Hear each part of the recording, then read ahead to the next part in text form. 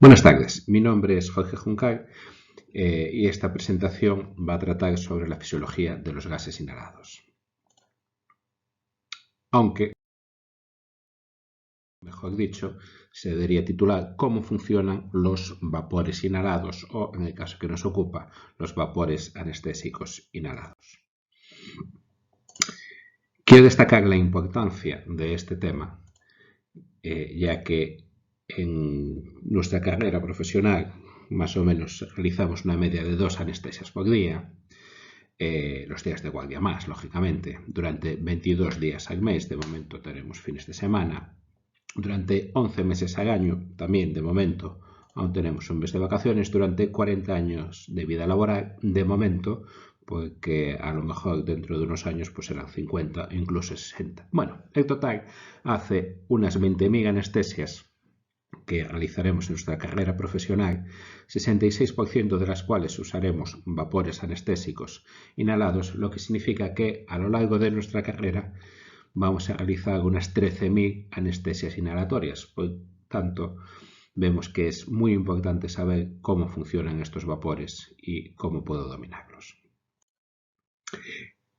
Por otra parte, en este libro, que es mucho más antiguo que yo y mucho más sabio, desde luego, nos habla de la primera anestesia de la humanidad. Yo por aquí no veo jeringuillas, no veo líquidos blancos, por tanto Adán seguramente fue anestesiado con una anestesia a través de una anestesia inhalatoria. Por tanto, lo primero que tenemos que saber de estos fármacos son sus propiedades físicas. Y aquí tenemos el primer problema.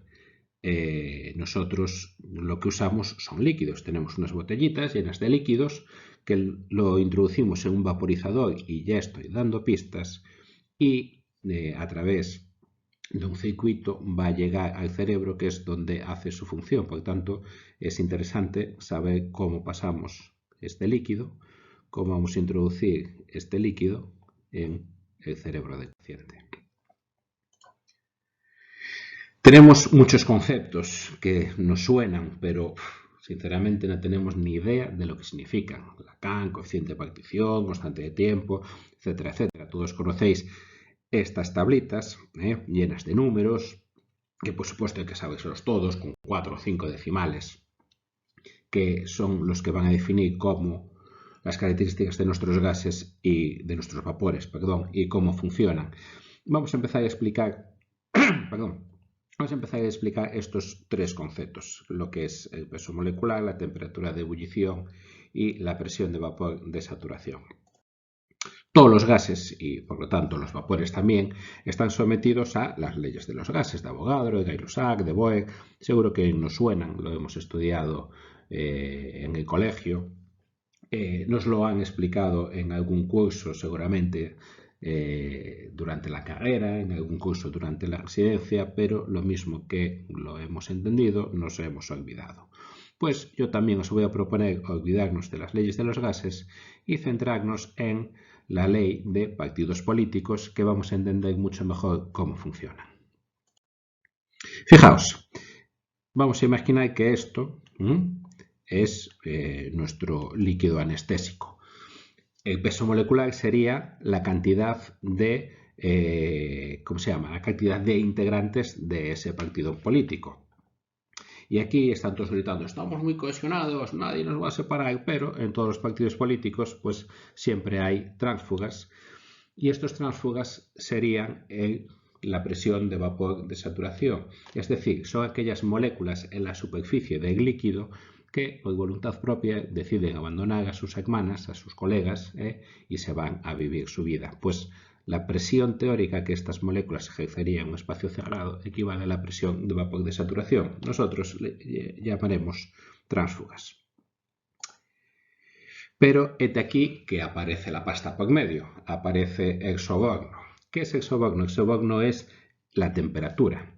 A medida que ofrecemos más pasta, a medida que aumentamos el soborno, pues hay muchas más moléculas, hay muchos más tránsfugas dispuestos a abandonar el partido político.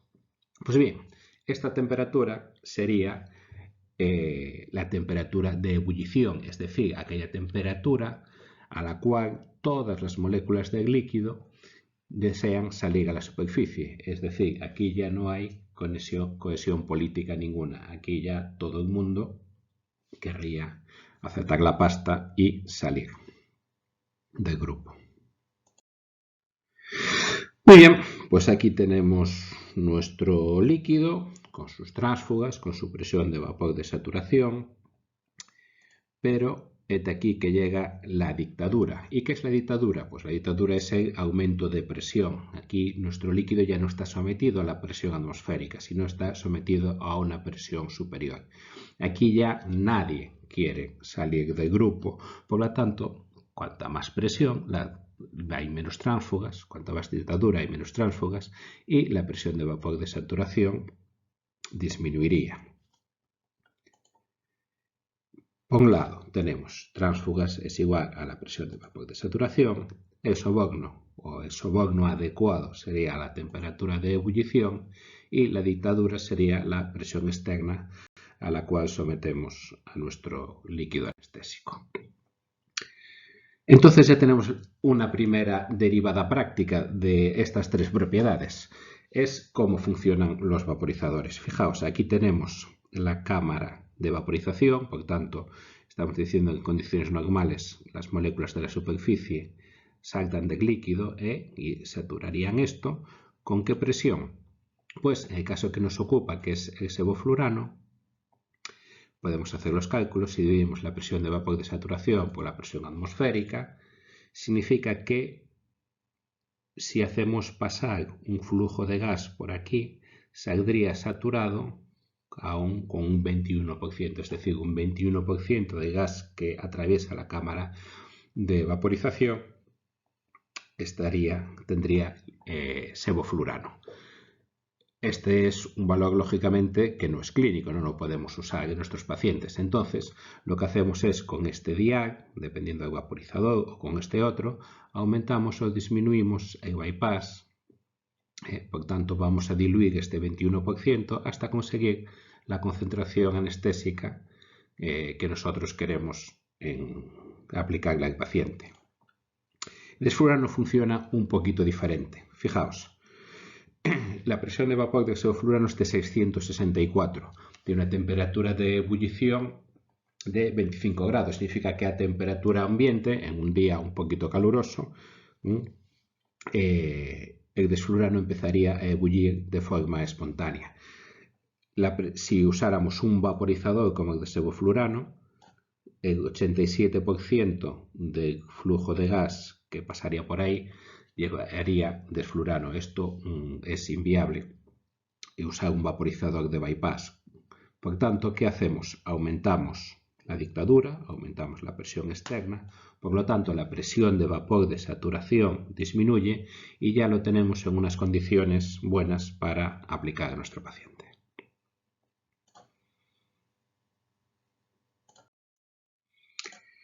Otras características, vamos a hablar del coeficiente de partición. Fijaos, tenemos nuestro alvéolo y nuestro capilar sanguíneo pulmonar.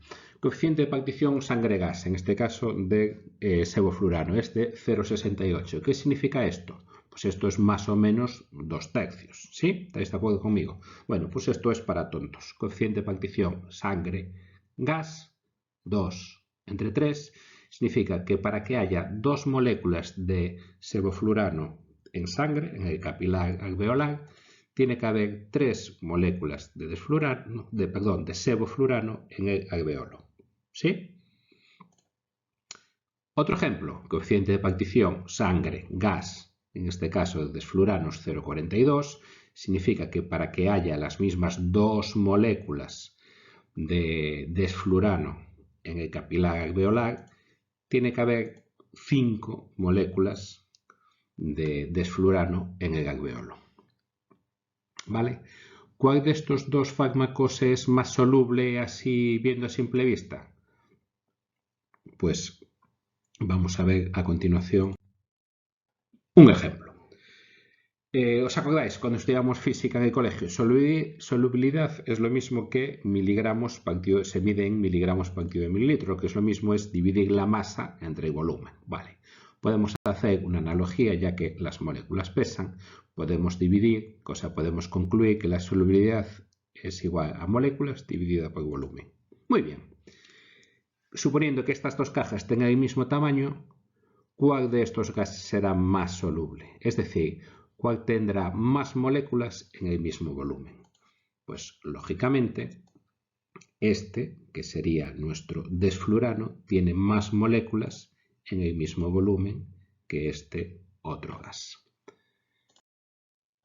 ¿Qué derivada tenemos de lo anterior, de la solubilidad? Pues según la teoría de Meyer-Overton, que dice que los gases anestésicos actúan disolviéndose en la membrana celular, en la membrana neuronal en este caso, pues vamos a ver, vemos que anestesiar a un paciente pues diluyendo cerecitas en la membrana, necesitaremos muchas más cerezas que disolver un melón en la membrana.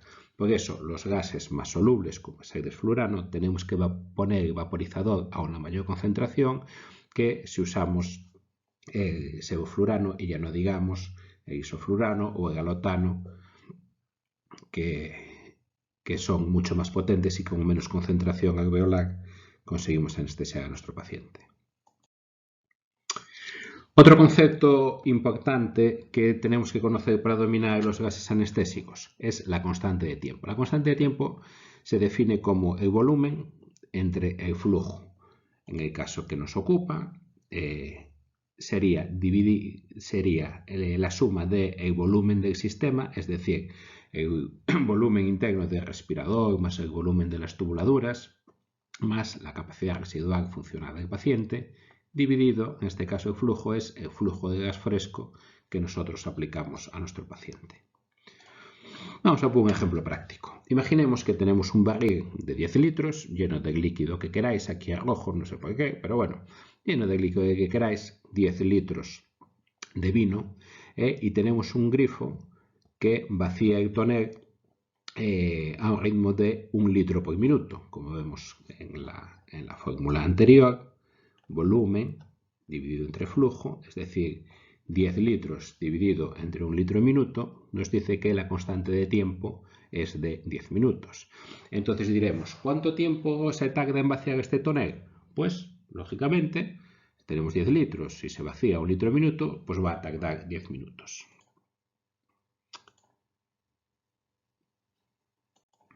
Pues no, fijaos, una constante de tiempo, es decir, el caso que nos ocupa 10 minutos, es el tiempo que tarda en vaciarse un 63% del tonel, no el 100% del tonel.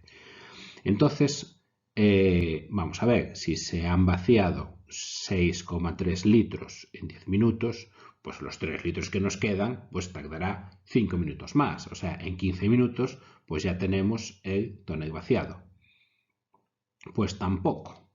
Fijaos, en dos constantes de tiempo, en el caso que nos ocupen 20 minutos, solo conseguimos completar el proceso al 86%, es decir, aún nos quedarían 1,4 litros por vaciarse. Y en tres constantes de tiempo, o sea, 30 minutos, habremos conseguido vaciar, ahora casi sí, el 95%. ¿Y cuándo conseguiríamos vaciar el 99% del barril? Pues cuando hayan transcurrido 5 constantes de tiempo. Esto lo podemos explicar con esta gráfica. Fijaos, el 63% del vaciado en este caso. Trazamos la gráfica, nos da una constante de tiempo y fijaos cómo las tres constantes de tiempo se corresponden con un vaciado del 95%. ¿Esto qué aplicación práctica tiene? Pues cuando nosotros queremos cambiar la concentración de gas que queremos ofrecer a nuestro paciente,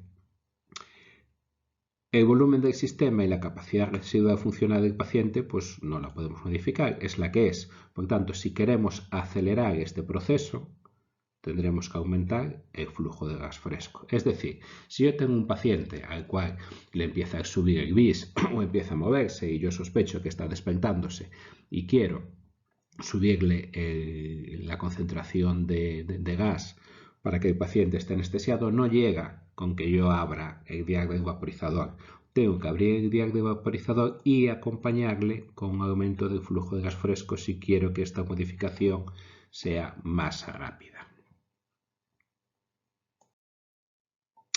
Muy bien, pues vamos a meternos un poquito en la farmacocinética.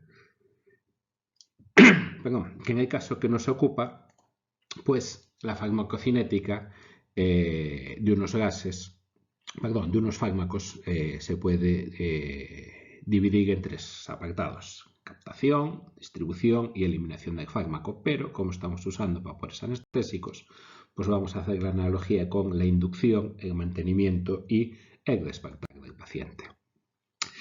Pues os decía antes, tenemos que conseguir que el gas que tenemos en el vaporizador llegue al cerebro, que realmente es pues donde va a funcionar. Para ello nos valemos del pulmón o de los alvéolos pulmonares.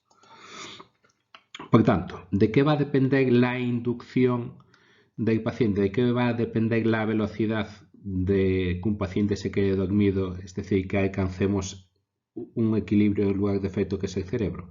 Pues va a depender de la presión de inducción, es decir, de la concentración que nosotros ponemos en el vaporizador, multiplicado por la ventilación alveolar. Y a su vez va a depender de la presión arterial, es decir, de la cantidad de gas que esté diluido en sangre, por la solubilidad del gas. Es decir, cuanto más soluble sea un gas, más rápida va a ser la inducción y va a ser inversamente proporcional al gasto cardíaco. Es decir, a mayor el gasto cardíaco de un paciente, la inducción, pues aunque parezca un contrasentido, va a ser más lenta porque se va a lavar el gas mucho más deprisa del alvéolo y vamos a tardar más tiempo en conseguir equilibrio. Por otra parte, en el despertar, pues va a ser una dependencia inversa. Va a nuestro cerebro, va a devolver el gas al alvéolo y del alvéolo, lógicamente no al vaporizador, pero bueno, va al sistema de extracción de gases y de ahí pues a la atmósfera. Entonces tenemos que cuando aplicamos fármaco a un paciente va a alcanzar una concentración muy alta y muy rápida en el pulmón, un poquito más lenta en la sangre, algo más lenta en el cerebro y después ya mucho más lenta en el músculo, en la grasa, en el hueso, hasta acabar por diluirse en todos los tejidos del cuerpo. Y aquí tenemos una aplicación práctica. Cuando yo abro el vaporizador voy a conseguir que aumente la concentración de gas en el circuito. De ahí va a pasar al alvéolo y vamos a conseguir una fracción alveolar, como os decía antes. De ahí a la circulación y vamos a conseguir una fracción arterial. Y de aquí, de la sangre, se va a distribuir por todos los tejidos. El 75% del gasto cardíaco va a estar dirigido a los tejidos ricamente vascularizados, que suponen solo el 10% del peso del cuerpo. Por tanto, vamos a conseguir unas grandes concentraciones más o menos rápido en el compartimento muscular y en la grasa. Enlazamos aquí con la constante de tiempo nuevamente. La constante de tiempo de los tejidos ricamente vascularizados, es decir, el tiempo que tardan hasta completar su 63%, un 63% de equilibrio, es de 2 minutos. Significa, ¿cuánto tiempo tardarán en estar saturados? Pues 3 constantes de tiempo, pues 6 minutos. Sin embargo, la constante de tiempo del compartimento muscular es entre 60 y 100 minutos. Significa que en anestesias que no duren más de 4 horas, el compartimento muscular nunca va a estar saturado. Y por último, ¿cuál es la constante de tiempo de la grasa? Pues son unas 17-30 horas, es decir, necesitaríamos unos 3 o 4 días de anestesia constante para que el total de la grasa llegara a estar saturada. Por tanto, la grasa para la inducción no es muy importante, pero para el despertar sí que es, porque así como tarda tiempo en entrar en ella, también nos va a retrasar el despertar, porque nos va a retrasar la eliminación. Fijaos que hay flechas tanto en un sentido como en el otro. Esto se produce cuando se alcanza el equilibrio. Todo lo demás que le aportemos a los tejidos ricamente vascularizados al cerebro va a ser pues devuelto otra vez al circuito. Por tanto, la fracción expirada que nosotros medimos en nuestro capnógrafo va a estar en equilibrio con la fracción alveolar, va a estar en equilibrio con la fracción arterial, va a estar en equilibrio con la cantidad de anestésico disuelto en el cerebro. Por tanto, si nosotros conocemos este valor, conocemos con mucha aproximación el valor que alcanza en el lugar de efecto. Y ya estamos acabando. El último concepto que vamos a tratar es de farmacodinamia y es el concepto de CAM, concentración alveolar mínima. ¿Por qué explico esto? Porque parece que la definición es un poco contradictoria, ¿no? La definición de concentración alveolar mínima es aquella concentración de gas a la cual el 50% de los pacientes no relacionan un estímulo quirúrgico. Y podemos pensar, o sea, aquella concentración a la cual el 50% de los pacientes estén dormidos. Y entonces, ¿qué significa? Que el otro 50% están despiertos. Es decir, si yo anestesio a un paciente con una CAM, la mitad de ellos estarán despiertos y la mitad de ellos están dormidos. Es un poco confuso la definición teórica. Fijaos, esto se saca de las curvas de dosis-efecto. Y vamos a explicar. Nosotros, imaginaos, tenemos un paciente, tenemos el efecto cero, que es yo hago una incisión con el bisturí y el paciente no se mueve. A medida que voy aumentando el fármaco, pues el paciente se moverá más o menos, en este caso habrá más pacientes que se mueven.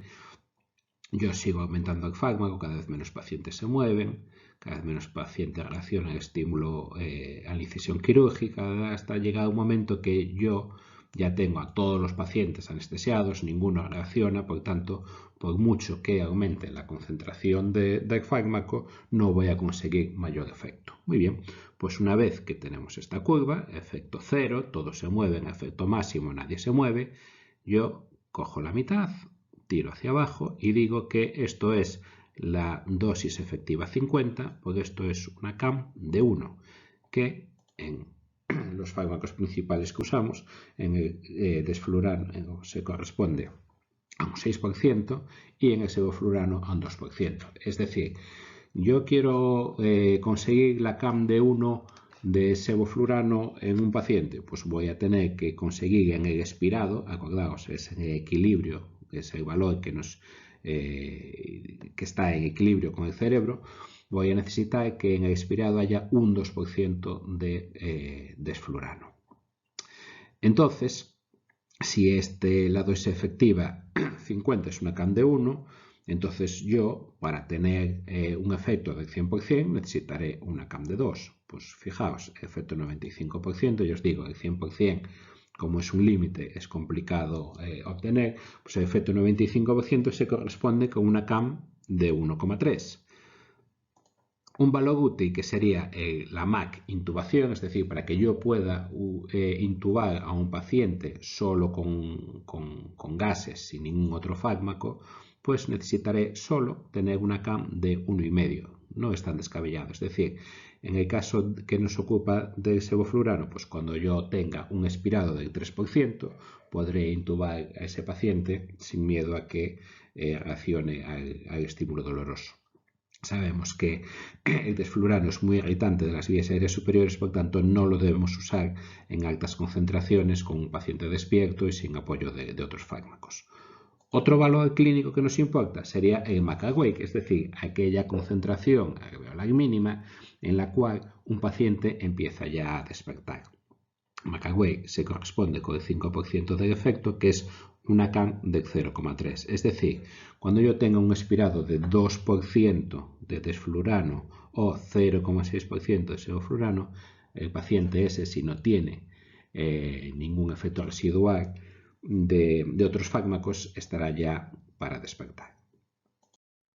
Muy bien, y después de esto, yo creo que ya podemos dedicarnos a lo que más nos interesa, que es el café y el periódico durante nuestras anestesias inhalatorias tranquilas. Gracias por vuestra atención.